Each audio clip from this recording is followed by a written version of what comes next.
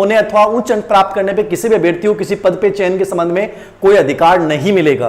तो बहुत सिंपल सी बात याद रखियो कि यह केवल एक पात्रता परीक्षा है, साल में एक बार होगी, कोई न्यूनतम उत्तीर्णक कोनी के लिए, ठीक है, जितना ज्यादा थे लाओ बता बढ़िया, कॉन्फिडेंस क्रिएट करने के लिए। और इसके आधार पर आप ये नहीं कह सकते कि मैंने टॉप कर दिया तो मैं किसी पद के लिए डायरेक्ट जो है वो एलिजिबल हो जाऊंगा। उसकी अंतिम चयन प्रक्रिया जो होगी वो परीक्षाएं अलग होंगी। उन परीक्षाओं में शामिल होने के लिए पहली चीज आपके लिए सीईटी होगी, याद रखना। अब अंतिम रूप से आपको यह बात याद रखनी है कि ये किन पदों के लिए स्पेशली आयोजित की जाएगी, तो इसको लेकर बड़ा अंक नहीं जोड़ा जाएगा, याद रखना। मतलब एक प्रकार से पात्रता परीक्षा है। कोई मेरे भाषा में कहूं तो नॉर्मली थाने या करियो कि मान लो थे पटवारी, पुलिस और ग्राम सेवक, तीनों पदा के लिए थे अलग अलग पद फॉर्म भरो।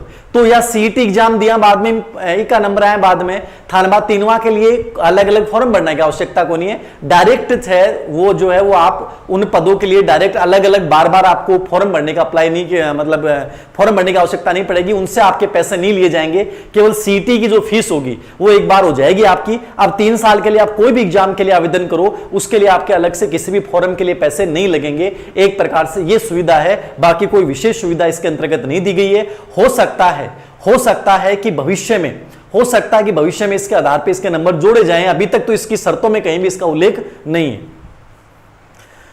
ठीक है। समान पात्रता परीक्षा होगी, पाठ्यक्रम निर्धारित कर दिया जाएगा, इसका जारी कर दिया जाएगा, अभी पाठ्यक्रम नहीं है। और ये किन पदों के लिए होगी, सिंपल भाषा में देख लो। एक तो जिलेदार पदों के लिए, junior accountant, TRA, tax assistant, कर सहायक, district industry officer, manager industrial state, industries inspector, supervisor women employment, supervisor, coordinator training, coordinator supervision, deputy jailer, assistant jailer, patwari और विलेज डेवलपमेंट ऑफिसर जो ग्राम सेवक हुए, और हॉस्टल सुप्रीडेंट ग्रेड 2, ठीक है।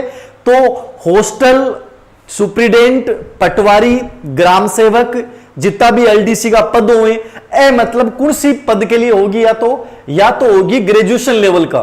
तो ये लगभग कितना पद ही, 12 पद ही, इनके लिए एग्जाम आयोजित होगी, याद रखना। मतलब शिक्षक भर्ती वाले बच्चों के लिए इसमें कहीं भी जिक्र नहीं है। ये केवल जो है वो जो आपका अधीनस्थ कर्मचारी सेवा चयन बोर्ड एग्जाम्स लेता है उनके लिए एलिजिबल रहेगी। यानी जूनियर अकाउंटेंट, जिलेदार, टीआरए, टैक्स असिस्टेंट, जो औद्योगिक अधिकारी हैं जितने भी, ठीक है, डिस्ट्रिक्ट इंडस्ट्री ऑफिसर वगैरह जो भी हैं, सुपरवाइजर वुमेन एम्प्लॉयमेंट, महिला बाल विकास वाले, ठीक है, और coordinator supervision, deputy jailer, assistant jailer, patwari और ग्राम सेवक, आप पदा के लिए स्पेशली या तो है ग्रेजुएशन लेवल की।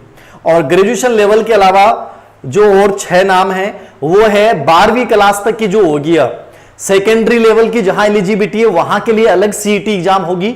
और ये होगी प्रयोगशाला सहायक के लिए, forester, hostel superintendent, clerk grade 2, junior assistant, clerk grade 2, LDC और जमादार ग्रेड 2। तो एक प्रकार से सिंपल सी भाषा में यह समझ लो कि जो अधीनस्थ कर्मचारी सेवा चयन बोर्ड जिन एग्जाम्स भर्ती परीक्षा का आयोजन करता था, और उन एग्जाम्स के लिए एक प्रकार से एक सीईटी एग्जाम आपको पहले देना होगा। आने वाली हर एग्जाम के लिए, अभी जो चल रही है पटवारी, उनके लिए नहीं देना है, भविष्य की बात है। और टीचर भर्ती का किसी का भी इसमें उल्लेख नहीं किया गया है। क्यों नहीं किया गया है? इसलिए नहीं किया गया है क्योंकि टीचर भर्ती के लिए ऑलरेडी पात्रता परीक्षा अलग से आयोजित की जाती है, चाहे वो सीटेट है, चाहे वो रीट है, चाहे वो आरटेट है, ठीक है। तो आपको इसको लेकर उलझने की आवश्यकता नहीं है। शिक्षक भर्ती वाले परीक्षा बच्चों को पटवारी, ग्राम सेवक, एलडीसी की जितनी भी भर्तियां हैं, ठीक है, हॉस्टल सुप्रीडेंट वगैरह की जो भी भर्तियां हैं, ये जो महिला बाल विकास की जितनी भर्तियां हैं, ठीक है, ये सब जो है इन भर्तियों के लिए स्पेशली सीईटी एग्जाम का जो है पैटर्न इन्होंने लागू किया है। तो ज्यादा टेंशन आप लोगों को नहीं है।